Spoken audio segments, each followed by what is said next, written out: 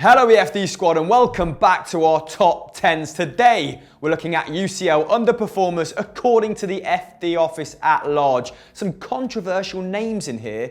Do you agree? Get in the comments below. But alas, let's start. 10. David Neres.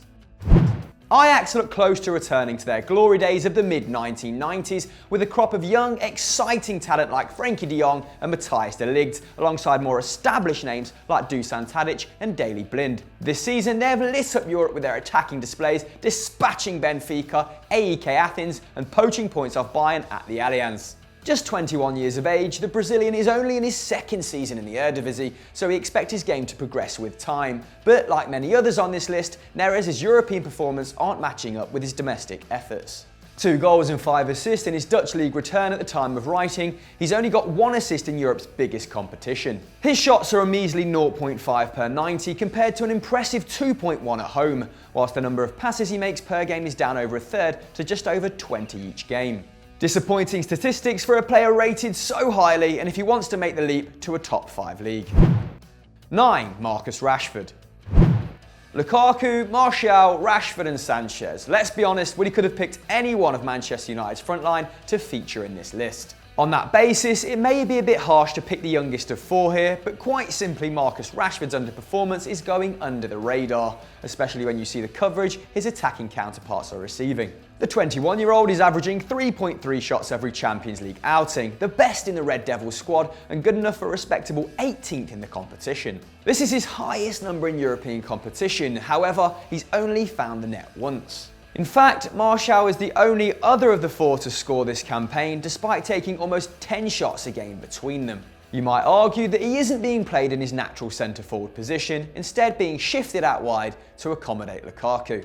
However, in his 1 game playing in that role, at home to Young Boys, he had 6 shots, hitting the target just once. And while playing in the wider roles he's become accustomed to now, Rashford is making less than a key pass and not many more dribbles per 90. We really like the young Englishman, but he needs to up his game if he's to help Manchester United get anywhere after Christmas. 8. Marcelo Brozović. The blue half of the San Siro has been introduced to a wealth of new talent as Inter Milan qualify for the Champions League for the first time since 2012, including £30 million signing Radja Nainggolan. Entering the tournament as 4th seeds, they were drawn against Barcelona, Tottenham and PSV, but second wasn't totally off the cards. However, when some of the Nerazzurri's most consistent performers over recent seasons don't step up, it makes the task a lot harder, which is certainly the case with Marcelo Brozović, who's actually been incredible domestically. Renowned for his passing, Brozovic's stats are actually down in every department when compared to his league form. Despite maintaining a high completion percentage, he's averaging almost 10% fewer passes per game compared to his Serie A rate, including almost 3 fewer long balls. The Croatian is pulling off half the amount of shots too, on just 0.5, and his key pass numbers are also down from a respectable 1.5 to 1.2, ranking as the 4th Inter midfielder out of 5 with significant playing time in the Champions League. We concede it's probably unfair to pin the Nerazzurri's issues solely on Brozović, but they definitely would have fared better had he put his Serie A numbers up in Europe. A tough stick to beat him with, but, you know, controversy generates comments. Get down there. 7. Son Heung-min. Tottenham are in the midst of their best ever start to a Premier League season, thanks in no small part to their attacking system, of which 26-year-old Son Heung-min is a very important cog. And whilst the Lily Whites were handed a very tough group in the Champions League, you'd have thought that the Korean would have had more of an impact at this juncture in his career. Son has featured in each one of his side's European clashes this campaign, with just a single assist to show for it. Away from that, every aspect of his game is down compared to his performance in the English competition. His shots in the Premier League per 90 are 2.2, in the Champions League 1.8. Key passes are down to 0.6 from 0.8, while only Son's dribbles at 1.1 have remained at a consistent level. And it's not just on the attacking side that his game suffers. From a defensive perspective, the Korean's successful tackles have almost halved, falling to just 0.8 a game. And as a result of that, his number of fouls have significantly risen. He's committed 3 in 11 games in the Premier League at the time of writing, but 7 in half the amount in the Champions League. And with the knockout rounds just over the horizon, Son has a perfect opportunity to display the talent we all know he has on a larger scale. 6. Paco Alcácer. No player has taken 18-19 by storm as much as Paco.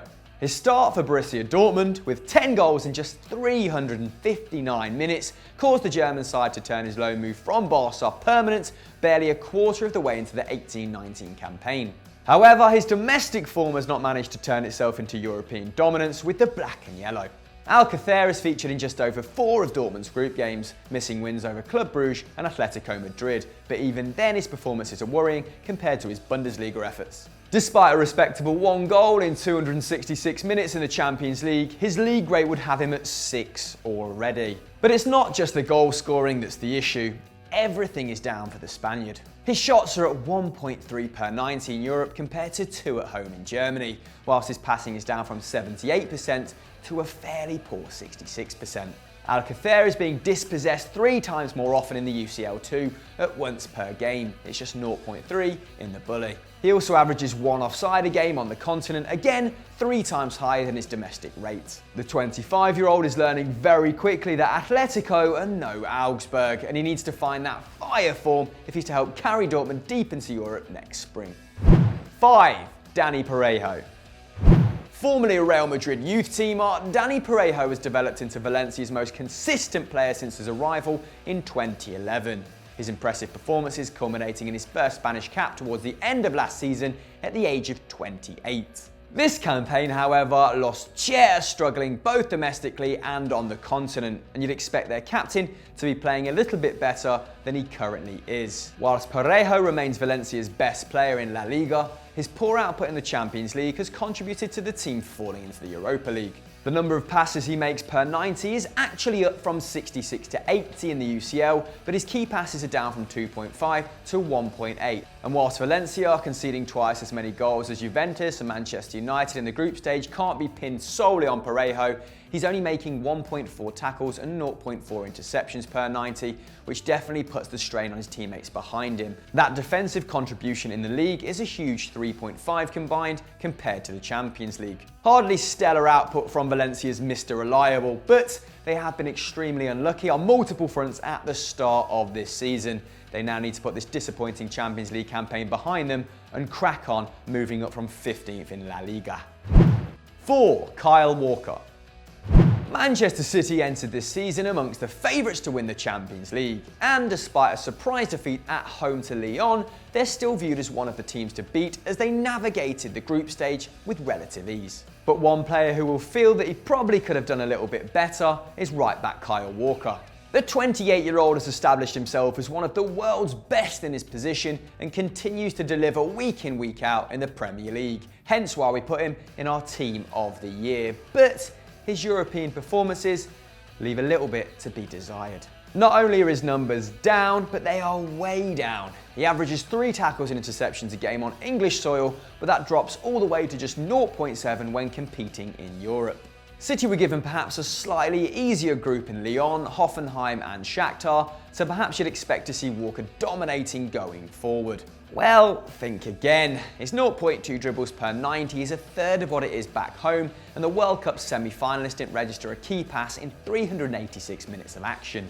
Fortunately for Kyle Walker, Pep Guardiola has consummate faith in his right back, so he'll get the time on the pitch to rectify this output. 3. Jan Oblak. Slovenian international Jan Oblak has quickly established himself as one of the world's leading goalkeepers, and in the summer was linked to Chelsea as a replacement for Thibaut Courtois. In fact, at one point earlier this season, Oblak had kept more clean sheets than he had conceded goals, tending the net for Atletico Madrid, which is a simply outrageous statistic. But the 2016 Champions League finalist is finding things a little more difficult this time round, along with the rest of the Atletico squad, who are suffering domestically in terms of shots conceded and chances created. In a group featuring Borussia Dortmund, Monaco and Club Brugge, Diego Simeone's side have conceded 6 times in the group stage, the most since Oblak assumed the number 1 role. This may be slightly skewed by a 4-0 ass whooping to a Dortmund side, blowing every side out the water at the start of this campaign. However, his underlying numbers don't really cover his tracks. In no European campaign has the Slovenian conceded more than 9 goals, and that includes last year's Europa League win, which features an extra knockout round. 2/3 of the way to that already, Oblak is only averaging 1.2 saves a game, which is the lowest record not just in the Champions League, but in the Europa League as well. It's almost half the amount of saves that Ederson, the next goalkeeper up in that list, has made this campaign. That is also the case when comparing to his league record, where he makes an average of 2.3 saves per 90. Oblak may be performing worse than ever on the continental stage, but if he can regress to the mean, then maybe Atletico fans can hope for another deep European run. 2. Virgil van Dijk. Liverpool's defence has been transformed since the £75 million arrival of Virgil van Dijk last January, evidenced by simply matching Manchester City's stride for stride so far in the Premier League. He was also instrumental in the Reds' run to last season's Champions League final, but this time round, he's failing to meet his high standards on the pitch. In the 2018 knockout stage, VVD was making 0.8 tackles and 1.7 interceptions. In this season's group stage, those numbers are way down, at just 0.2 tackles and 0.3 interceptions per 90. And you can't really use the excuse that they're coming up against weak opposition in Europe, which would naturally lower defensive player stats. They face European elite in Napoli and PSG, matching the quality of sides Liverpool need to beat if they're to echo the heroics from last time round. In both instances, Van Dijk's numbers are the lowest in the Champions League of players to have played every minute so far this season. The Liverpool centre-half is actually averaging more shots on 0.8 and even more key passes on 0.5 in the tournament this campaign. He may be part of a progressive side that likes to play out from the back, but his defending comes first, and he needs to match his impressive domestic stats if Liverpool are to progress on the continent. 1. Cristiano Ronaldo. When Juventus signed the all-time Champions League record goal scorer back in the summer, it was clear where their intentions lay.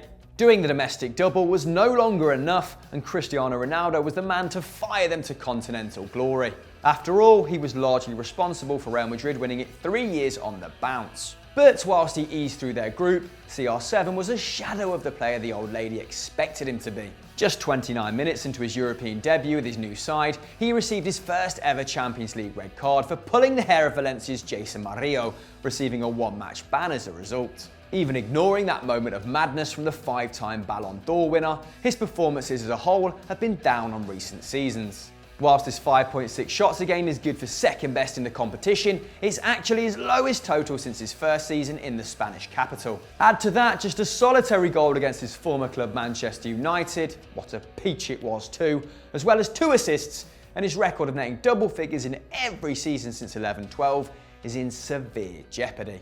So that was our 10 players we feel should be faring slightly better in the Champions League. Some big names in there, but do you agree? Let us know in the comments below. And, have you got enough suggestions for a part 2? Because we're running light on ideas. Get at me on Twitter. Bye! Subscribe. Forgot to say that, but you should be subscribed by now.